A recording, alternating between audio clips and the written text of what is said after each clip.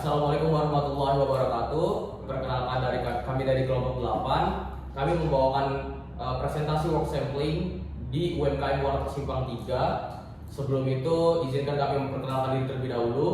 Pertama-tama perkenalkan, nama saya Satria Ahmad Wiguna dengan NIM 168.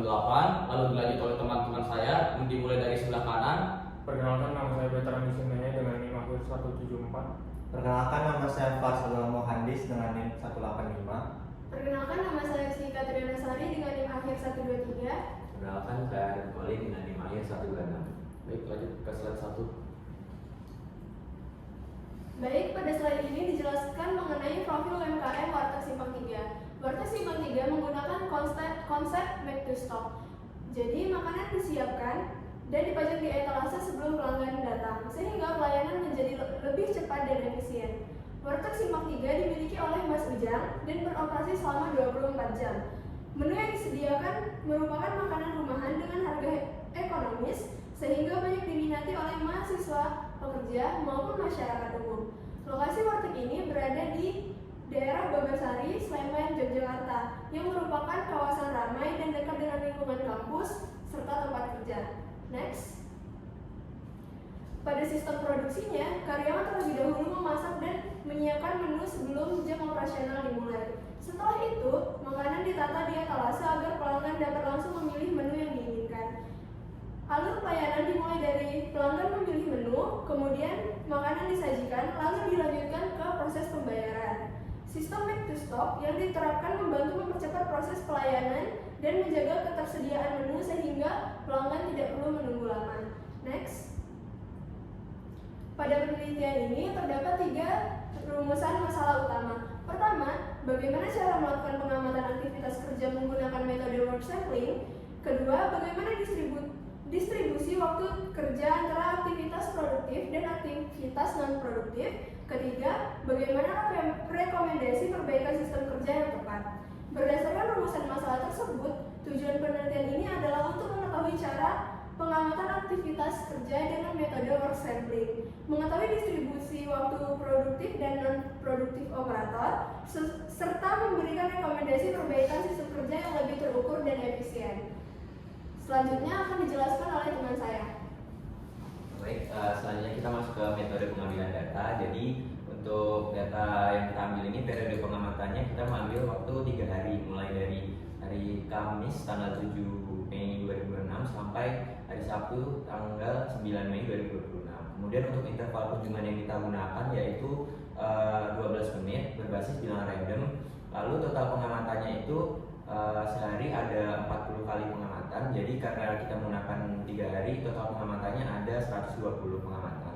Kemudian untuk objek pengamatannya kita pakai satu, yaitu untuk shift pagi sampai sore dari jam 7 pagi sampai jam 7 malam itu kita pakai satu, itu Mas Ujang tadi. Kemudian untuk alur pengamatan box samplingnya, yang pertama kita menentukan bilangan random terlebih dahulu, kemudian menghitung jam kunjungannya, lalu mencatat kegiatan produktif atau non produktif, kemudian menghitung uji keseragaman dan kecukupan data, lalu menghitung waktu bakunya. Next.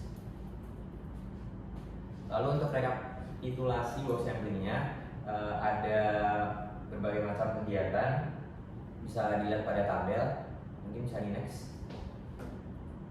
Kemudian untuk hasil pengamatan kerjanya, di hari pertama tanggal 7 Mei itu kegiatan produktifnya ada 29, non produktifnya ada 11, total jadi ada 40, kemudian presentasinya 72,5%. Lalu di hari kedua tanggal 8 Mei produktifnya ada 28, non produktifnya ada 12, dan totalnya ada 40, presentasinya 70%. Kemudian di hari ketiga tanggal 9 Mei produktifnya ada 27, non produktif 13, total jadi 40, presentasinya 67,5%. Jadi untuk total dari 3 hari tersebut, produktifnya itu ada 84 kegiatan, non produktifnya ada 36, dan mendapatkan total 120, sehingga presentasinya jadi 70%. Mungkin bisa dilanjutkan oleh rekan saya. Oke, selanjutnya adalah distribusi waktu kerja. Jadi pada saat ini saya akan menjelaskan distribusi waktu kerja sekaligus uji keseragaman data pengamatan. Bisa dilihat di sebelah sini ada grafik. Grafik ini menunjukkan presentase waktu produktif selama 3 hari pengamatan, yang dimana nilai presentase produktif tiap harinya adalah untuk hari pertama itu ada di angka 0,725 atau 72,5%, lalu untuk hari kedua itu ada di angka 0,700 atau 70%, dan di hari ketiga itu ada di angka 0,675 atau di 67,5%. Jadi terlihat bahwa produktivitas sedikit menurun dari hari pertama hingga hari ketiga, namun penurunannya itu masih dalam batas yang wajar. Lalu di grafik juga ada 3 garis yang memiliki warna yang berbeda. Yang pertama ada garis merah. Garis merah itu artinya adalah BKA atau batas kontrol atas yang memiliki angka sebesar 0,8188. Lalu ada garis hijau, ada yang berarti adalah BKB atau batas kontrol bawah yang memiliki nilai sebesar 0,5812. Lalu yang terakhir ada garis kuning yang menunjukkan rata-rata produktivitas di angka 0,7 atau 70%. Karena seluruh data berada di antara batas kontrol atas dan batas kontrol bawah, maka data dinyatakan seragam dan stabil. Next. Selanjutnya uji kecukupan data. Jadi pada saat ini dilakukan uji kecukupan data untuk mengetahui apakah jumlah pengamatan yang dilakukan sudah cukup atau belum. Yang pertama ada rata-rata produktivitas yang diperoleh nilainya sebesar 0,7000. Selanjutnya ada N-aksen yaitu di 116. Kemudian dibagikan dengan jumlah data aktual yaitu N-nya ada 120. Karena N melebihi N-aksen yaitu 120 melebihi 116, maka jumlah data pengamatan dinyatakan sudah cukup. Selanjutnya adalah perhitungan waktu kerja. Pada slide ini dilakukan perhitungan waktu kerja berdasarkan hasil work sampling. Dengan rumus PW adalah total daily working time dibagi total daily observation. Perhitungannya adalah 84/320 yaitu menghasilkan 70%. Artinya selama pengamatan operator bekerja secara produktif sebesar 70% dari total waktu bekerja. Selanjutnya ada total waktu pengamatan.